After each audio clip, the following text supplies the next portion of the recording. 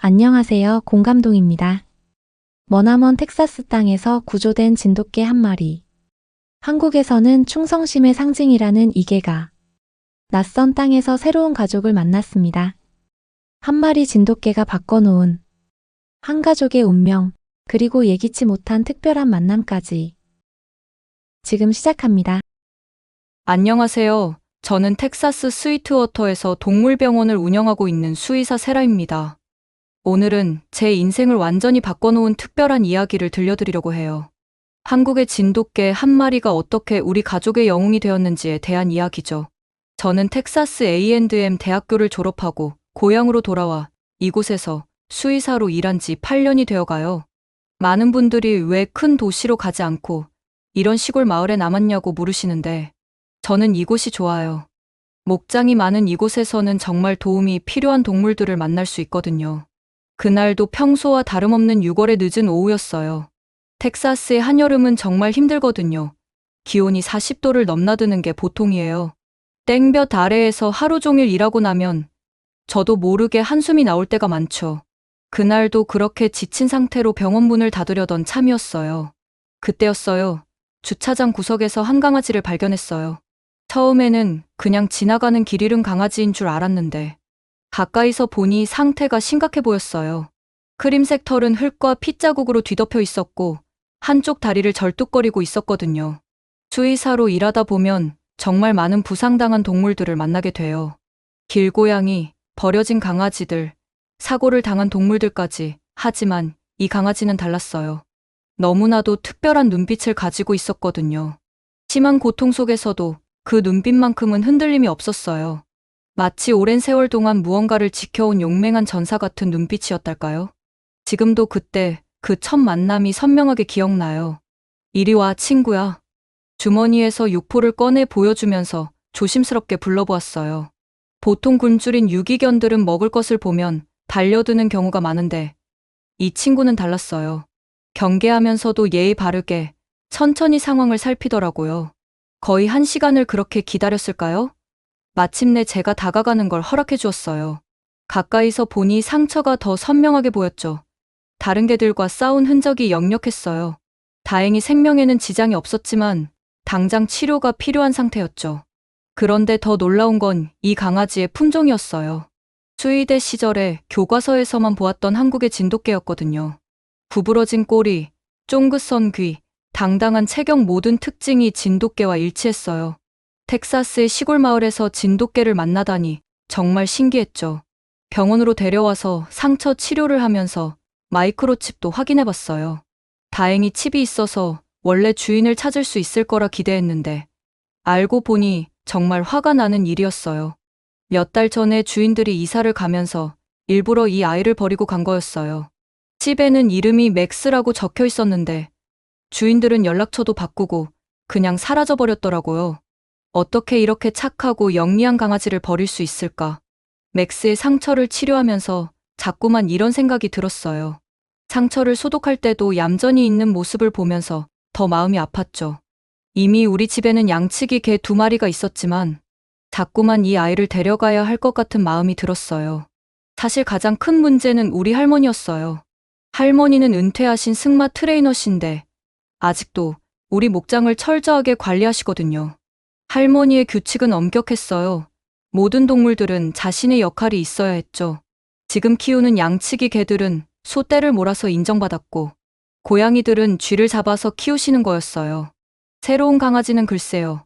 벌써부터 할머니의 반대가 눈에 선했어요. 하지만 그래도 용기를 내기로 했어요. 일단 며칠만이라도 새 주인을 찾을 때까지만 데려가자고 스스로를 설득했죠.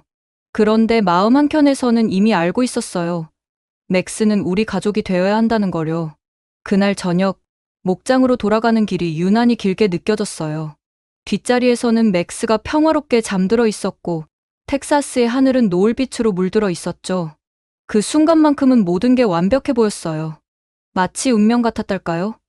하지만 그때의 저는 아직 몰랐어요. 이 만남이 단순히 버려진 강아지 한 마리를 구해주는 것으로 끝나지 않을 거란 거요.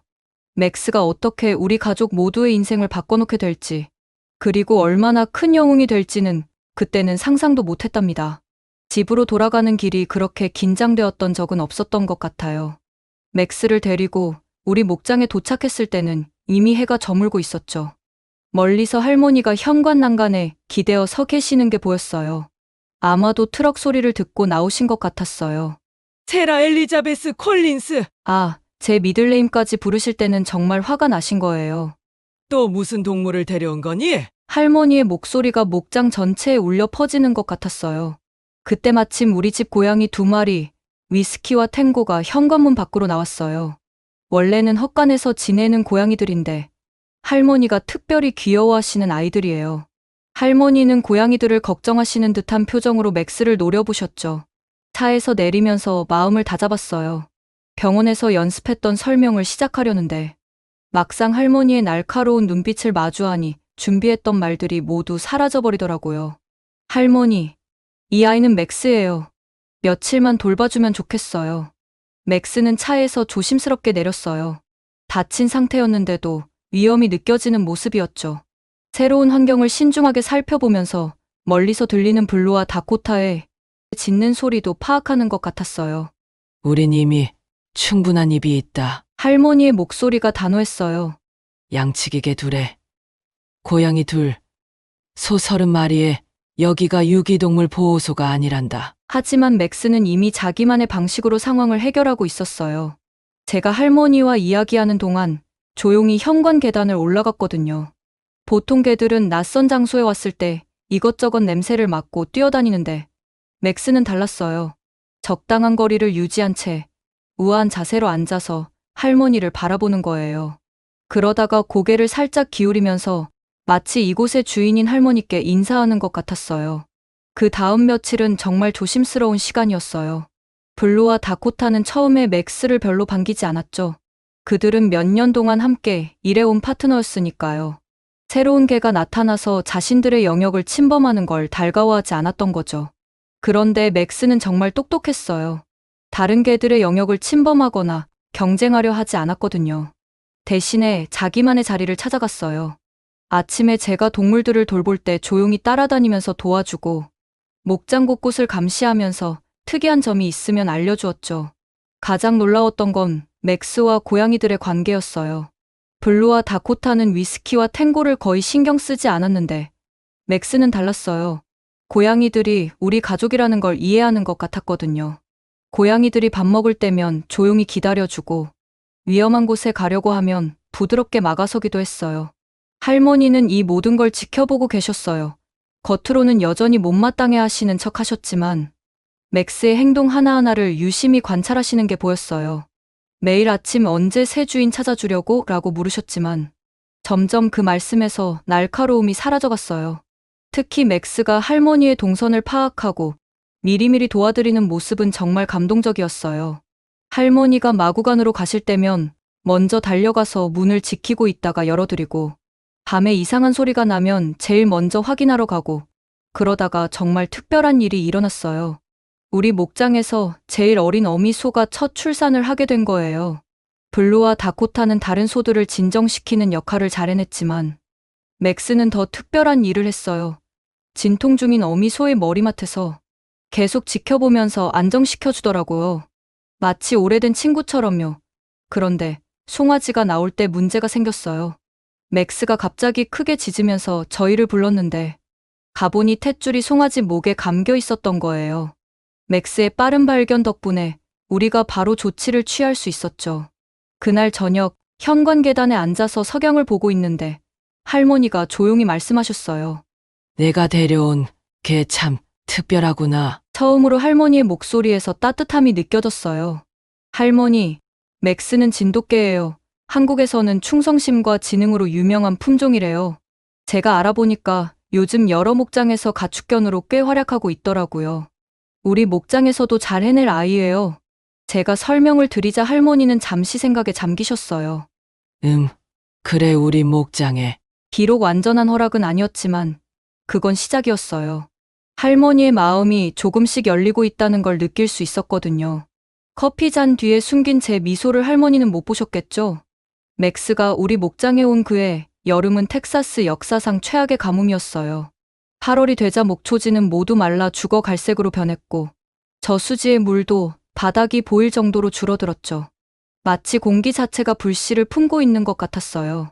저는 아침에는 동물병원에서 일하고 저녁에는 할머니와 함께 목장의 화재 대비 작업을 했어요. 건초 더미를 건물에서 멀리 옮기고 소방 장비들을 점검하고 대피 계획도 여러 번 확인했죠. 그동안 맥스는 목장 생활에 완벽하게 적응했어요. 솥대를 몰 때면 블루와 다코타와 놀라울 정도로 호흡이 잘 맞았고 특히 맥스는 소들의 행동을 미리 예측하는 게 정말 뛰어났어요. 한 번은 제가 전혀 눈치채지 못한 어린 송아지의 탈출을 미리 막아내기도 했죠. 고양이들과도 이제는 완전한 친구가 되었어요. 위스키와 탱고는 한여름 더위를 피해 맥스 옆에서 낮잠 자는 걸 특히 좋아했어요.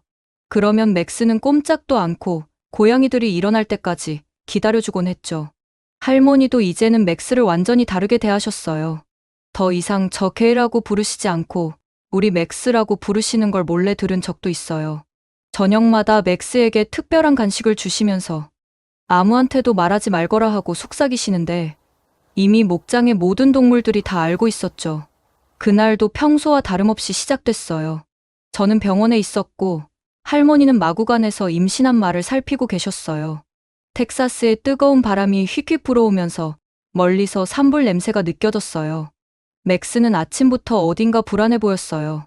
평소와 달리 목장 곳곳을 부지런히 돌아다니면서 모든 동물들을 한 번씩 확인하는 것 같았거든요. 정오가 조금 지났을 때였어요. 병원으로 다급한 전화가 왔어요.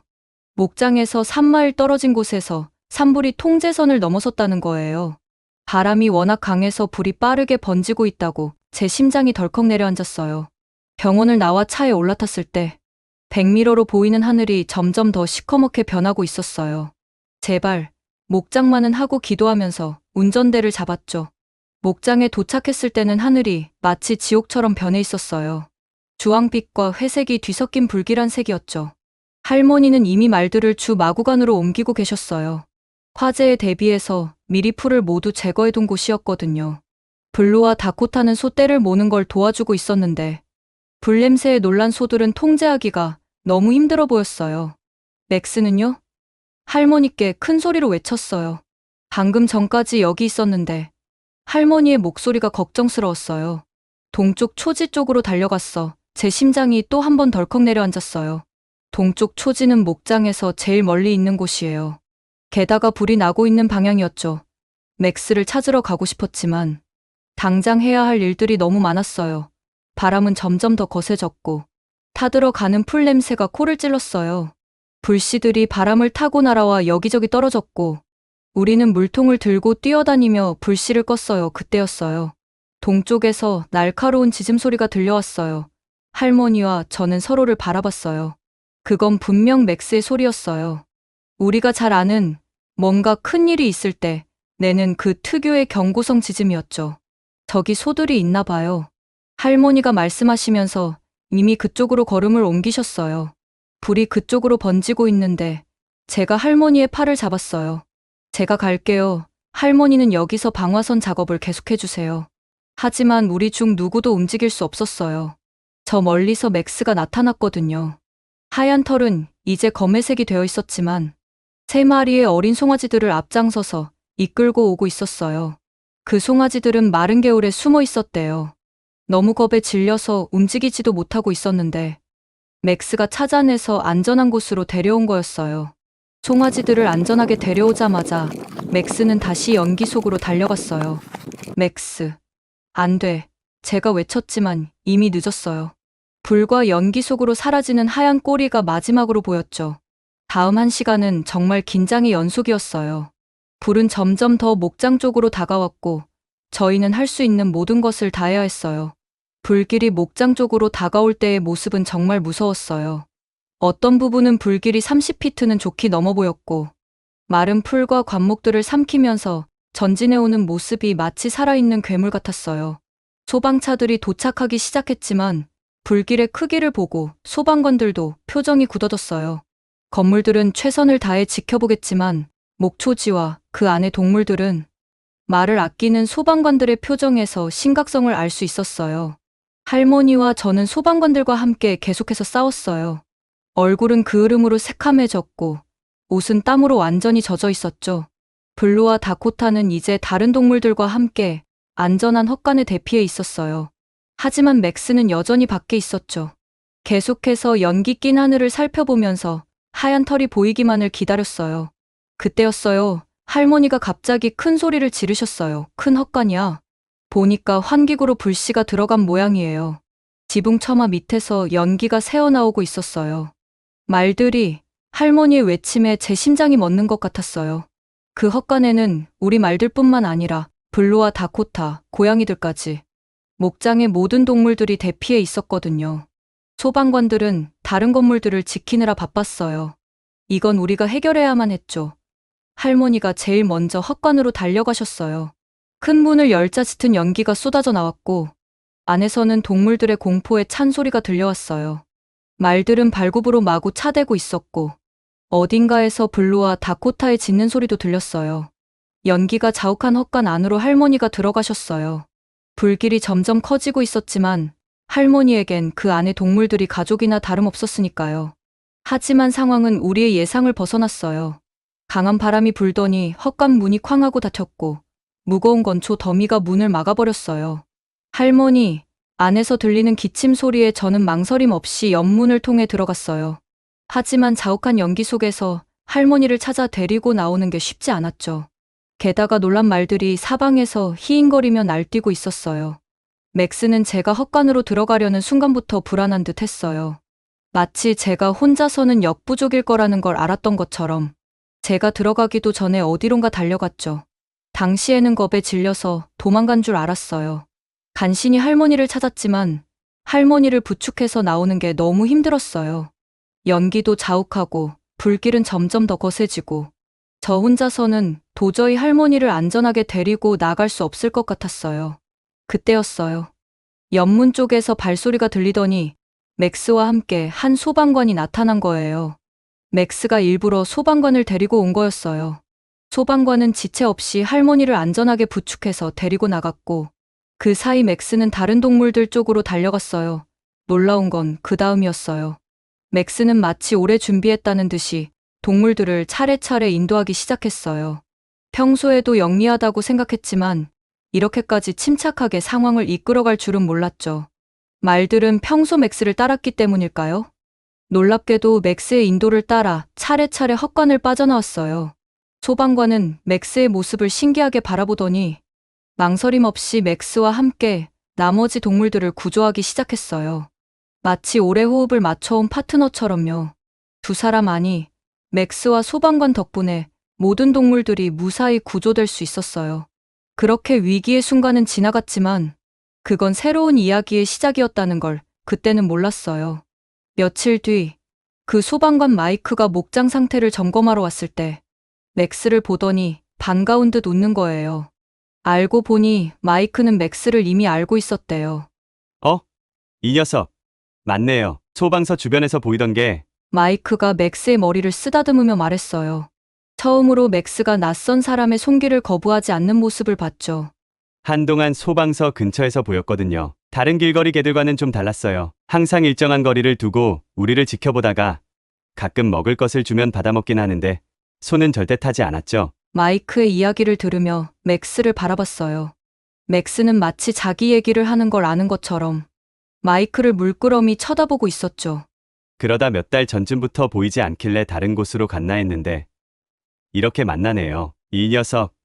제가 준 도시락 값을 톡톡히 했네요. 마이크는 그렇게 농담처럼 던졌지만 할머니는 의미심장한 미소를 지으시며 말씀하셨어요. 맥스가 우리 세라 커플 매니저 할 생각이었나 보네. 그 말에 우리 모두 웃음이 터졌어요. 마이크도 쑥스러운 듯 웃으면서 맥스를 바라봤죠. 맥스는 마치 모든 걸 계획했다는 듯 뿌듯한 표정을 짓고 있었어요. 그 후로 마이크는 종종 목장에 들르곤 했어요.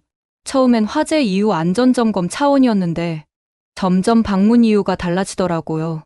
할머니께 텍사스 전통 애플파이 레시피도 배우고 주말엔 목장 일도 거들어주고 맥스는 마이크가 올 때마다 제일 먼저 알아채고 현관 앞에서 기다리곤 했어요. 신기하게도 그날따라 더 일찍 일어나서 제 방 앞에서 쿵쿵거리며 깨우기도 하고 평소보다 더 부지런히 저를 따라다니면서 머리도 더 신경 써서 빗어야 한다고 눈빛으로 말하는 것 같기도 했죠. 우리 맥스. 이러다 웨딩 플래너 해야 하는 거 아닌가? 할머니의 농담에 부끄러워하면서도 가끔은 그런 생각이 들어요. 어쩌면 맥스는 처음부터 알고 있었던 걸까요? 소방서에서 마주친 그 사람이 앞으로 제 인생에서 특별한 사람이 될 거라는 걸. 그래서 일부러 저희 병원 앞으로 왔던 걸까요? 맥스를 바라보면 가끔 그런 생각이 들어요. 단순한 우연이라고 하기엔 너무나 특별한 일들이 많았으니까요. 그날의 화재는 우리 목장에 많은 것을 앗아갔지만 그보다 더 큰 선물을 가져다 줬어요. 소중한 가족이 된 맥스. 그리고 맥스가 이어준 특별한 인연까지. 이제는 목장의 일상이 참 달라졌어요.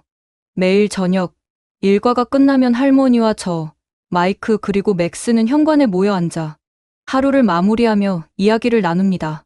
맥스는 늘 제 옆에 앉아 때론 마이크를 때론 저를 번갈아 바라보며 꼬리를 흔들어요.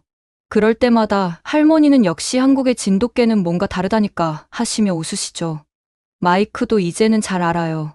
한국에서는 진돗개가 충성심과 영리함으로 유명하다는 걸, 심지어 국가에서 보호할 만큼 특별한 품종이라는 것도요. 실제로 맥스를 보면서 그 명성이 결코 과장이 아니었다는 걸 매일매일 느끼고 있답니다. 처음에는 그저 길 잃은 강아지였다고 생각했는데 이제는 우리 가족 모두의 자랑이 되었어요. 목장을 지켜준 영웅이자 우리 가족의 행복을 완성시켜준 소중한 존재로요. 진돗개 맥스가 우리 가족에게 가져다 준 특별한 행복과 사랑. 이건 아마도 한국의 진돗개이기에 가능했던 기적 같은 이야기가 아니었을까요? 오늘 사연 어떠셨나요? 오늘 사연이 마음에 드셨다면 좋아요와 구독, 알림 설정도 꼭 부탁드립니다. 저는 다음에 더 좋은 사연으로 찾아오겠습니다. 감사합니다. 여러분 항상 행복하세요. 오늘도 빛나는 당신과 함께 공감시 감동